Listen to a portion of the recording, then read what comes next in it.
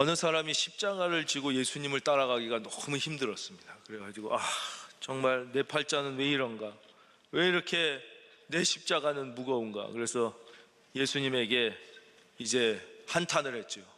아니, 아무리 예수님을 따르려면 날마다 자기를 부인하고 자기 십자가를 지고 나를 따라야 된다고 했지만 왜 내 십자가는 이렇게 무겁습니까? 딴 사람은 보면 가벼운 십자가도 있고 보들보들한 십자가도 있고 편한 십자가도 많은 것 같은데 내 십자가는 너무 정말 불공평합니다. 그랬더니, 그래서 예수님께서 그러냐? 그럼 네가 직접 와서 좀 골라봐라. 그래가지고 십자가가 많은 데로 이제 데려가셨다는 거예요. 그랬더니 거기 뭐 큰 십자가, 작은 십자가, 딱딱한 십자가, 부드러운 십자가, 온갖 종류의 십자가가 다 있는 거예요. 그래서 자기가 볼 때 등에 지고 갈 때 아프지도 않고 무겁지도 않고 제일 편안해 보일 것 같은 십자가를 하나 골라서 예수님, 나는 저 십자가 할래요. 그랬더니 예수님이 빙그레 웃으시면서 그게 지금 네가 지고 있는 십자가란다 그랬다. 우리는 다 자기의 인생은 힘들어 보이고 다른 사람의 인생은 편안해 보입니다. 그러나 모든 인생은 반드시 그 인생이 감당해야 할 십자가가 있고, 세대들도 마찬가지예요. 다 아무리 좋은 시대에 태어났어도 그 세대가 감당해야 될 십자가가 있는 것이, 다 있는 것이. 여러분, 주님이 여러분에게 맡긴 십자가를 불평하지 말고 감사함으로 지고 주님 다시 오실 때까지 잘 달려가시기를 주의 이름으로 축원합니다. 지난 시간에 우리는 사도 바울과 실라가 찬양하는 영광스러운 모습을 보았죠. 25절입니다. 한밤중에 바울과 실라가 기도하고 하나님을 찬송하며 죄수들이 듣더라. 그러니까 바울과 실라가 처음 성령의 말씀에 이제 순종해가지고 도착한 곳이 유럽의 빌립보였습니다. 그곳에 아무도 없었지만 하나님이 예비해 주셨던 한 사람, 자주 옷감 장사인 루디아라는 여자를 만나게 되죠. 그래서 그분이 예수님을 믿게 되고 온 가족이 세례를 받고 거기에서 유럽 최초의 교회인 빌립보 교회가 이제 시작되게 됩니다. 그 다음에 아주 재밌는 사건이 있는데, 바로 한 귀신 들린 여자아이가 사도 바울과 실라를 쫓아다니면서 막 얘기를 한 거였죠. 결국 사도 바울이 견디다 못해 예수의 이름으로 귀신을 쫓아냈습니다. 근데 문제는 이 귀신 들린 여자아이가 아주 그 귀신의 힘을 빌어서 점을 용하게 치던 거예요. 그래서 돈을 많이 벌어서 주인에게 갖다 바쳤는데 드디어 자기가 돈 벌 구석이 없어지니까 주인이 너무너무 분노한 것입니다. 그래서 사도 바울과 실라를 잡아다가 이제 사람들 앞에 막 내놓고선 뭐라 그래요? 이 내 종이 점을 잘 쳐서 나한테 돈을 잘 벌어다 줬는데 이놈들 때문에 돈벌이가 끊겼다, 이런 얘기는 절대 하지 않습니다. 전혀 다른, 이들은 유대인인데, 이거 원래 문제 많은 놈들이야 이거 유대인 이거죠. 군중 심리를 막 이용하는 거죠. 그 다음에 우리 로마 사람이 지키지도 못할 풍습, 이거 우리랑 맞지도 않고 우리 상식에 맞지도 않는 짓을 해서 무슨 예수를 믿으라고 그러고 제사를 드리면 안 된다 그러고 뭐 이런 소리를 하는 아주 나쁜 놈이 왔습니다. 이렇게 사회적 정치적 이유를 들어서 사람들을 선동하게 됩니다. 그래서 많은 사람들이 이제 거기에 넘어가서 정식 재판도 하지 않고 이제 막 때리고 지하 깊은 감옥에 쳐넣게 되죠.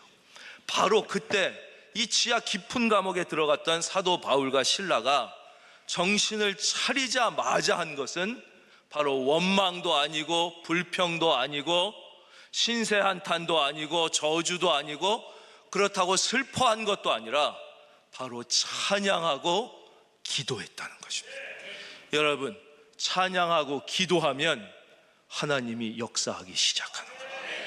여러분도 어떠한 고난과 어려움 속에 있을지라도 거기서 찬양하고 기도할 때, 그때 옥터가 움직이는 거예요. 여러분을 얽어매고 있던 착고가 풀어지면서 하나님의 역사가 일어나게 되는 것이죠. 그래서 하나님께서 우리에게 주신 최고의 선물은 바로 찬양과 기도와 감사예요. 이 세상에서 가장 강력한 무기도 마찬가지예요. 정치 권력, 군사 무기, 돈의 힘이 가장 큰 게 아니라 하나님이 우리에게, 모든 믿는 자에게 주신 기도와 찬양의 힘. 한번 다 같이 따라할까요? 기도와 찬양의 힘. 이것이 가장 강력한 보화요 무기인 것이죠. 근데 이 본문을 보면 아주 좀 더 재밌는 게, 본문은 이 기도하고 찬양하였더라는 것을 진행형으로 표현하고 있습니다. 근데 우리나라 말엔 진행형이 별로 없어요. 그래서 이거 영어 성경을 보면 이 진행형을 잘 살려서 번역한 것들이 있습니다. 다시 말씀드려서 사도 바울과 실라가 한 번 찬양하고 한 번 기도한 게 아니라 계속해서 찬양했다는, 계속해서. 찬양도 한 번 하고 끝나는 게 아니라 계속, 기도도 그냥 한 번 드리고 에이 기도해도 안 되네 낙심하는 게 아니라 응답이 올 때까지 계속 기도했다는 거예요. 계속 기도했다.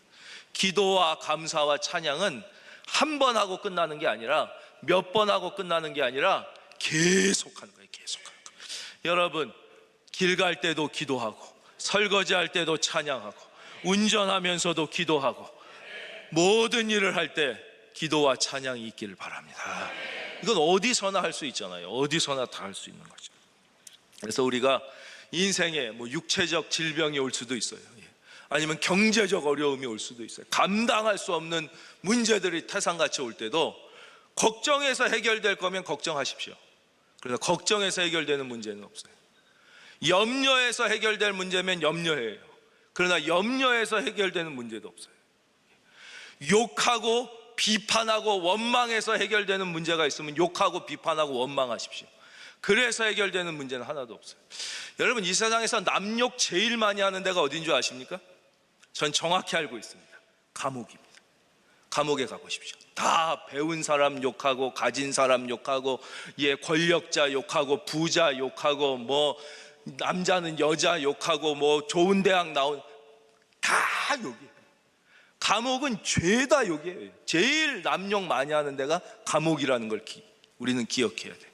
하나님은 하나님의 자녀인 여러분이 남을 욕하는 게 아니라 하나님을 찬양하기를 기다리시는 거예요. 우리가 하나님을 찬양하고 하나님을 높일 때, 그때 하나님께서 우리의 문제를 해결해 주시는 거예요. 조금 더 구체적으로 말씀드리면, 일단 현실을 그대로 하나님 앞에 인정해야 돼요. 내가 망했으면 망한 현실, 실패했으면 실패한 현실, 병들었으면 병든 현실, 눈앞이 캄캄하면 눈앞이 그 현실을 하나님 앞에 그대로 인정하세요. 그리고 그 자리에서 그대로 기도와 찬양을 시작하는 거죠. 무슨 현실을 자꾸 부인하려고 그러면 안 돼요. 그대로 인정하시는 거예요. 육체적 질병이면 그 현실을, 마음이 무너졌으면 그 현실을, 사업이 실패했으면 그 현실을 그대로 인정하고, 그 자리에서 찬양하고 기도하고 찬양하고 기도하면 이제 옥터가 조금씩 움직이기 시작하는 거예요. 근데 그 옥터의 움직임은 어디서부터 일어난다고 그랬어요? 우리의 심령에서부터. 한번 따라할까요? 나의 심령에서부터. 나의 심령에서부터. 현실은 변하지 않았는데 이상하게 평안이 오기 시작하는 거예요. 이상하게 기쁨이 오기 시작하는 거예요. 이상하게 자신감이, 이게 이제 교만이 아니라 영적인 거룩한 자신감이 생기기 시작하는 거예요. 두 번째, 여러분이 어려움과 어떤 고난이 사람으로부터 왔다면 할 수 있는 대로 여러분에게 고난과 고통을 준 그 사람을 피해야 합니다. 그 사람을 상대하려고 하면 안 돼요. 왜냐? 그 사람을 만나거나 상대하게 되면 나도 모르게 속에서 미움이 나오게 되어 있어요. 미움이 나오게 되면 이 미움이 상대방에게 가기 전에 먼저 내가 취해지는 거예요. 생각해 보세요. 미워하려면 미움이 여기서 나와서 가는 거지. 그렇기 때문에 미움이 생기면 내가 취해지고 내 영혼이 망하게 되는 거기 때문에, 근데 안 미울 수가 없거든요. 실제 마주치면. 그래서 될 수 있으면 그 나에게 고난과 고통을 준 사람을 상대하지 말고 나에게 기도와 찬양을 주신 하나님과 대면하는 것이죠. 할렐루야. 하나님께서 왜 이 상황을 허락하셨는지를 하나님께 여쭤봐야 돼요. 그러면서 하나님을 대면하고, 그러니까 우리가 반대로 누군가를 축복하고 칭찬하면 그 축복이 상대방에게 가기 전에 나에게 다 오는 거예요. 그래서 예전에도 사랑하면 얼굴이 이뻐진다 이런 말 많이 했잖아요. 왜요? 사랑하려면 내 속에 사랑이 나와서 나가니까 먼저 내가 기쁨이 생기니까 얼굴이 이뻐질 수밖에 없는 거예요. 축복도 마찬가지고, 중보기도가 왜 좋으냐? 축복기도 많이 하고 격려 많이 하고 이웃과 어려운 분을 위하여 중보기도를 많이 하면 이게 먼저 내 속에서 축복이 나가고 내 속에서 중보가 나가니까 먼저 내 안이 축복으로 가득 차게 되는 것이죠. 저는 여러분이 한 사람도 빠짐없이 축복의 사람이 되기를 바랍니다. 그래서 그래서 이제 할머니 할아버지 되면 젊어서 잘생겼냐 못생겼냐 아무 상관없어요. 많이 칭찬하고 많이 축복하며 사시던 할머니 할아버지는 한국 사람이든 미국 사람이든 얼굴이 밝아지고 아주 사랑스러운 할머니 할아버지가 돼요. 그런데 맨날 욕하고 젊은 놈들은 버릇이 없어, 세상이 왜 이런지 몰라, 막 이런 분들은 아무리 젊었을 때 미남 미녀였어도 나이가 들면 얼굴이 아주 찌푸러지고 무서운 인상이 되는 거예요. 왜냐? 내 속에서 나간 것이. 그래서 아브라함 링컨이 그랬잖아요. 인간은 40 이후에 자기의 얼굴에 대해서는 자기가 책임져야 된다. 40 이전까지는 부모님이 준 게 있지만 그렇다, 그것입니다. 그래서 우리는 내적 치유 얘기하잖아요. 우리가 요즘에 이제 너무 마음의 병이 많고, 그래서 근데 내적 치유라는 게 별게 아니에요. 내적 치유를 처음 시작하신 분이 찰스 클래프트 교수님인데 이게 무슨 대단한 게 아니에요. 내가 먼저 축복하고 용서하고 사랑하고 격려하면 내 속에서부터 내 영혼이 다시 살아난다. 이게 내적 치유예요. 내적 치유. 여러분에게 내적 치유의 은혜가 있을지어다. 그게 내적 치유지 뭐 대단히 막 어렵고 막 복잡하게 막 내적 치유를 얘기하는데 그런 게 아니에요. 그래서 우리가 레오나르도 다빈치 그림 보면 최후의 만찬이라는 그림이 있어요. 어마어마하게 큽니다. 실제 보면 우리 교회 이 옆 벽면 거의 전체만 할 겁니다. 비슷하게 그렇게 커요. 그걸 레오나르도 다빈치가 한 7년 걸려서 이제 완성한 건데, 처음에 이제 그림을 그리기 시작했을 때 예수님의 모델을 찾으려고 막 거리를 다니다가 아주 너무 인상이 좋은 청년을 만나게 됩니다. 그 청년이 불과 19살 뿐이 안 된 청년이었어요. 그래서 그 청년을 모델로 이제 최후의 만찬에 예수님을 그려요. 그러면서 이 작업이 아주 큰 작업이에요. 한 6년 정도 됐는데 이 마지막에 이 가룟 유다를 못 그리는 거예요. 가룟 유다를 할 그 모델을 찾지 못해가지고 이 6년째 되던 애 이거 완성을 못하고 너무 괴로워하고 있는데 주변 사람이 왜 그렇게 괴로워하냐고, 나 유다를 못 찾아서 그래. 그럼 감옥을 한번 가보라고. 그래서 이분이 진짜 감옥을 찾아갑니다. 그래서 거기에서 많은 죄수를 보다가 딱 가룟 유다의 너무 적합한 얼굴을 가진 죄수를 보고 내가 이렇게 해서 돈을 줄 텐데 모델을 해줄 수 있겠냐 그러니까 이 친구가 하겠다고 그래서 그림을 그린 거 아니에요. 그래서 그 모델로 딱 그리고 있는데 갑자기 이 청년이 막 울더라는 거예요. 아니 왜 그러냐고 그랬더니 선생님 저를 못 알아보시겠습니까? 죄송하지만 저는 처음 본 분이라 잘 모르겠어요.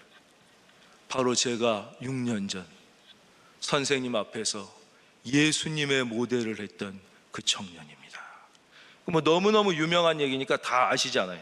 그게 사람이 어떤 마음을 가지고 어떤 삶을 사느냐에 따라서 어떻게 이 내면의 힘이 외부에까지 나타나는지를 보여주는 아주 좋은 예인 것이죠.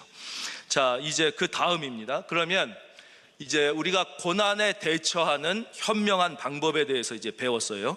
두 번째, 고난 뒤에 숨어 있는 하나님의 섭리에 대해서 한 번 더 생각해 보려고 해요. 우리 그리스도인 하나님의 자녀들이 당하는 고난은 그게 아무리 어려운 고난이고 혹은 우리가 감당할 수 없는 고난이라고 할지라도 그게 희생을 넘어 때로는 우리의 생명까지 바쳐야 되는 고난일 수도 있는 거예요. 그러나 그런 고난이라 할지라도 그 고난은 왜 오는 것이냐? 그 고난 뒤에는 한 영혼을 구원하시고자 하는 하나님의 섭리가 숨어 있는 거예요. 그러니까 여기도 바울과 실라가 이렇게 고난을 받았잖아요. 왜요? 이 간수를 구원하시고자. 안 그러면 이 간수가 어떻게 복음을 듣고 구원을 받았겠어요?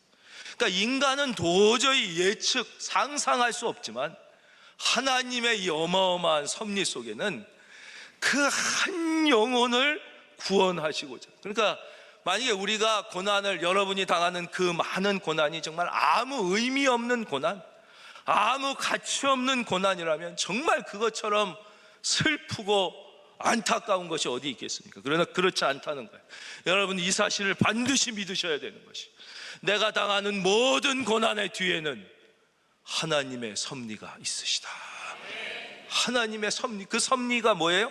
한 영혼을 구원하시고자 하는 하나님의 섭리가 있는 거예요. 그래서 마침내 이 간수가 구원을 받게 되는 거잖아요. 그래서 주 예수를 믿으라 30일 그리하면 너와 내 집이 구원을 받으리라. 주의 말씀을 그 사람과 그 집에 있는 모든 사람에게. 그래서 그래도 겨우 한 사람 구원하려고 그렇게 큰 희생을 치른다는 건 좀 너무 과한 거 아닙니까? 그렇게 반문할 수도 있을 거예요. 그렇죠? 아니, 겨우 한 사람 구원하려고. 그렇지 않습니다. 하나님의 마음은 한 사람의 영혼이 온 우주보다 더 귀한 거예요. 그렇기 때문에 그 한 사람을 구원하기 위해서 예수님이 십자가에 죽으신 거예요. 이거는 우리가 잘 아는 성 어거스틴이란 분이 계시잖아요. 그분이 쓴 제일 유명한 책 제목이 Confession이에요. Confession. 그 고백록이에요. 고백록. 거기에 이분의 이제 깊은 질문이 많이 담겨져 있는데, 이분이 처음에 예수님을 믿게 된 건 어떻게 됐냐면, 어머니가 아주 믿음의 어머니 모니카였어요. 근데 이 자식인 어거스틴이 막 빗나가고 엇나가고 막 이런 거예요. 거기도 이제 유명한 예화가 하나 있는데, 그 기도하는 어머니의 자녀는 결코 망하지 않는다 그랬어요. 여러분, 자녀를 위하여 기도하기를 바랍니다. 하여튼 그래서 이제 이 성 어거스틴이 돌아오게 되는 거예요. 근데 돌아오게 되는 게 아주 극적이에요. 이 성 어거스틴이 어느 날 낮잠을 자고 있었는데 집 앞에서 애들이 막 뛰어노는 거예요. 그래서 애들 뛰어노는 소리에 시끄러워서 잠이 깼어요. 근데 애들이 막 뛰어놀면서 노래를 부르는데 무슨 노래를 불렀냐? 일어나 들고 읽어라. 일어나 들고 읽어라. 실제 그랬는지 아닌지는 아무도 몰라요. 자기 귀에 그렇게 들린 거예요. 그래서 이게 무슨 얘기지? 그래서 일어나서 거기 옆에 있던 성경을, 어머니가 읽던 성경을 들고 읽었어요. 그때 하나님의 말씀이, 살아있는 말씀이 그의 영혼을 사로잡는 것을 경험하면서 그가 다시 회개하고 주님 앞에 이제 돌아와서 이렇게 아주 어마어마하게 위대한 믿음의 우리의 신앙의 선배가 되는데, 이분의 질문 중에 하나가 그거였어요. 만약에 지구에 있는 모든 사람이 다 착해, 완벽하게 착해, 그럴 수는 없지만 가정하는 거예요. 나 하나만 죄인이야. 그래도 예수님은 십자가에 죽으셨을까? 과연 나 하나만을 위해서도 예수님은 십자가에 죽으셨을까? 그가 깊이 하나님 앞에 이 문제를 가지고 묵상하고 기도하고 말씀을 읽다가 그는 마침내 답을 찾아내죠. 그렇다. 우리 하나님은 한 영혼이, 한 생명이 천하보다 귀하다고 하셨다. 그렇다면 예수님은 단 하나 나만을 위해서도 그분은 십자가를 지셨을 것이다. 결론에 도달하게 된 거예요. 그리고 이 구원은 그리고 또 한 사람만 구원하는 게 아니잖아요. 이 간수 한 사람을 통하여 한 사람의 구원이 그 가족에게 가고 그 구원이 그 이웃으로 옆으로 점점 퍼져가는 거예요. 왜냐? 구원은, 복음은 생명력이 있기 때문에 그래요. 구원은 보석이 아니에요. 복음은 어떤 아주 값비싼 보석을 내가 갖고 있어. 그래서 남 주면 없어져, 나눠주면 적어. 이게 아니라 복음은 이 자체가 생명력 있는 하나님의 능력이에요. 능력이. 그래서 가만히 있질 못하는 거예요. 이 복음은, 한 사람을 살린 복음은 그 주변을 살리고 그 이웃을 살리고 계속 살리면서 전진해서 로마를 복음이 정복하고 마침내 서바나, 스페인 끝까지 가고, 이게 넘어서 바다를 넘어 미국 대륙을 다 하고, 그게 이 동양의 오른쪽 맨 끝에 있는 대한민국까지 와서 오늘 저와 여러분이 하나님의 자녀가 된 것입니다. 이게 그래서 그 한 영혼을 구원하고자 하는 섭리가 있어요. 그러니까 절대 여러분은 고난당할 때 낙심하지 말고 낭망하지 말고, 내가 이해하지 못하지만 내가 이 고난을 잘 찬양과 기도로 통과하면 이것은 반드시 한 영혼을 구원하시고자 하는 하나님의 섭리가 있구나.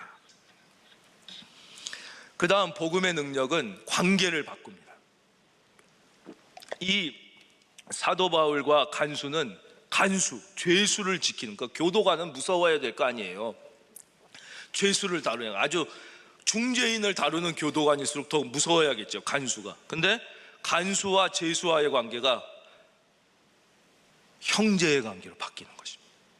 만난 지 몇 시간도 안 됐잖아요, 그렇죠? 이 사람은 죄수를 지키는 간수였고 바울과 실라는 감옥에 갇힌 죄수였는데, 보십시오. 33절 32절부터 읽을까요? 그럼 32절부터. 주의 말씀을 그 사람과 그 집에 있는 모든 사람에게 전했어요. 그랬더니 어떻게 돼요?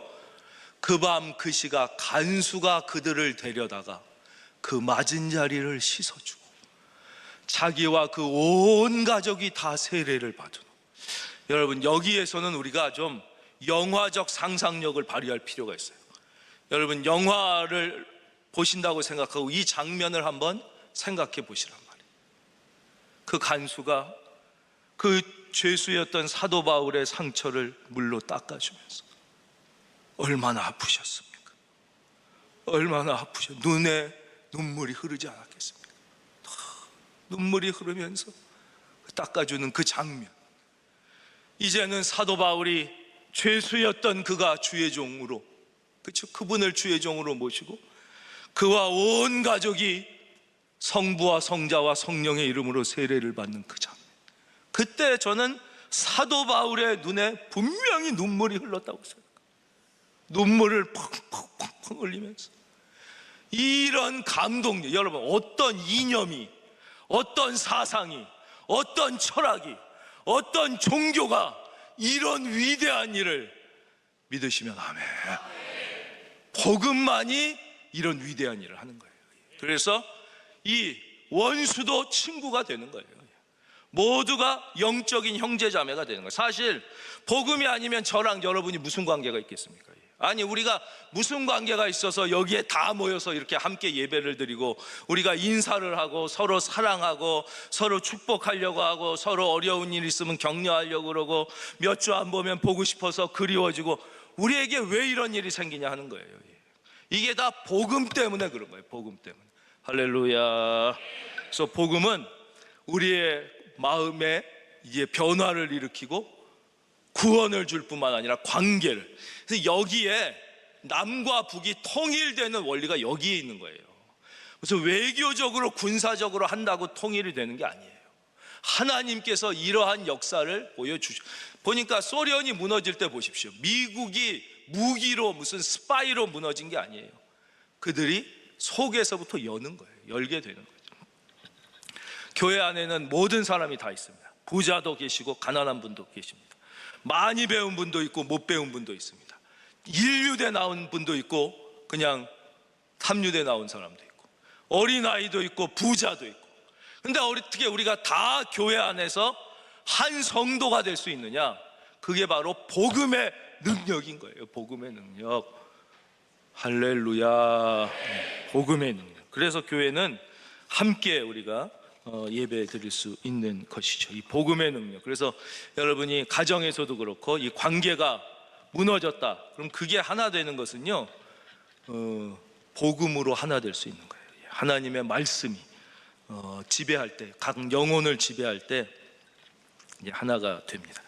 자, 그 다음 이제 35절 36절을 통해서 그 세상 권력자들의 특징에 대해서 한번 좀 알아보도록 하겠습니다. 35절. 날이 새매 상관들이 부하를 보내어 이 사람들을 놓으라 하니 간수가 그 말대로 바울에게 말하되 상관들이 사람을 보내어 너희를 놓으라 하였으니 이제는 나가서 평안히 가라. 그래서 이 절을 봐주십시오.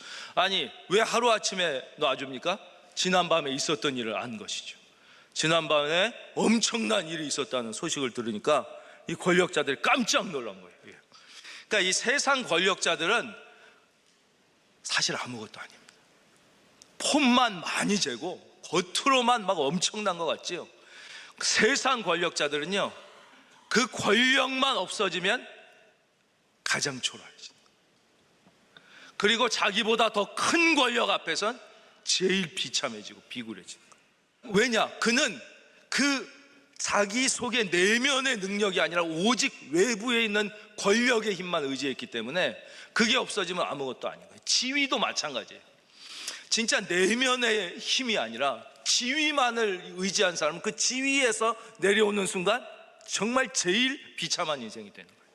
돈을 의지한 인생도 똑같은 거예요. 그 돈에서만 힘이 왔기 때문에 그 사람은 돈이 없어지는 거예요. 그러나 우리 속에 예수님을 모시고 있는 삶은 할렐루야, 그게 진짜 위대한 인생이며 약해 보이지만 강하고 연약해 보이지만 굳세, 진짜 그런 인생인 거예요. 그런데 여기에 그 다음에 이해하지 못하는 사도 바울의 행동이 나와요. 평소 같으면 전혀 안 할 그 행동을 37절에서 합니다. 바울이 이르되 로마 사람인 우리를 죄도 정하지 아니하고 공중 앞에서 때리고 옥에 가두었다가 이제는 가만히 내보내고자 하느냐? 아니라 그들이 친히 와서 우리를 데리고 나가야 하리라. 평소에 바울과 너무 다르죠.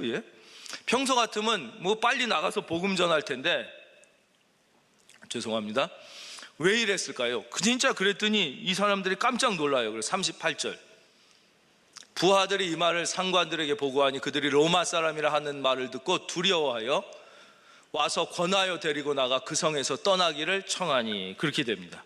도대체 사도 바울이 왜 평소에 안 하던 이런 행동을 했을까요? 그 이유는 우리가 충분히 추측해 볼 수 있죠. 그것은 바로 빌립보에 남아있는 다른 그리스도인들을 위해서입니다. 이렇게 한 사람은 얼마든지 또 그럴 수 있는 거 아니에요, 또. 그렇죠? 그러니까 그렇게 함부로 그리스도인들에게 하지 못하게 하기 위해서 사도 바울은 다시 자기가 이런 일을 하고 이렇게, 그러니까 자기 자신을 위해서 막 그렇게 한 거가 아니라 그건 평소에 사도 바울과 너무 다르죠. 그래서 그렇게 했습니다. 오늘 말씀 40절, 드디어 감옥에서 나온 두 사람이 어떻게 합니까? 옥에서 나와 루디아의 집에 들어가서 형제들을 만나보고 위로하고 가니라. 정말 루디아는 좋은 선택을 하고 복을 잘 붙잡은 거죠. 사도 바울의 말씀을 듣고 복음을 듣자마자 사도 바울을 꼭 붙잡았어요. 그냥 가시면 안 됩니다. 우리 집에 오셔서 우리 가족에게도 복음을 전해 주십시오. 그래서 가족이 다 믿고 세례를 받았어요. 그랬더니 또 꼭 붙잡고 그냥 가시면 안 됩니다. 우리 집에 더 계셔서 꼭 말씀을 전해 주십시오. 그래가지고 그게 유럽 최초의 교회인 이 빌립보 교회가 되는 것이죠. 만약에 사도 바울이 이때 빌립보를 떠나지 않고 루디아가 1년만 더 사도 바울을 붙잡았다면 아마 빌립보에는 상상할 수 없는 놀라운 일이 일어났을 것입니다. 그런데 그러지는 못했고 결국 사도 바울은 다른, 또 그것도 하나님의 섭리일 수 있지만 다른 곳을 향하여 복음을 전하기 위하여 떠나게 됩니다. 그렇습니다. 우리는 정말 무엇이 진짜 복인지를 모를 때가 많습니다.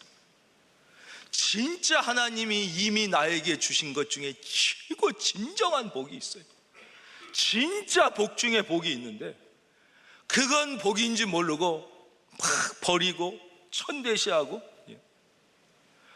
아닌 거, 정말 아무 쓸데없는 것, 하나님 앞에 가면 아무 의미도 없는 무가치한 것에 내 에너지를 다 쓰고 내 시간과 생명을 다 쓰고 있지 않나?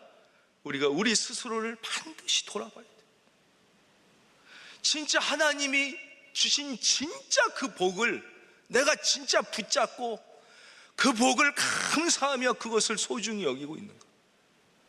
아니면 그것은 무시한 채 전혀 하나님 앞에 갔을 땐 의미도 없고 무가치하고 솔직히 말해서 쓰레기만도 못한 그것을 추구하면서 그것을 잡으려고 미친 듯이 우리의 인생을 다 낭비하고 있는 것이 아닌가? 우리는 마지막 이 40절에서 들려주시는 성령의 음성에 귀를 기울여야 하는 것입니다.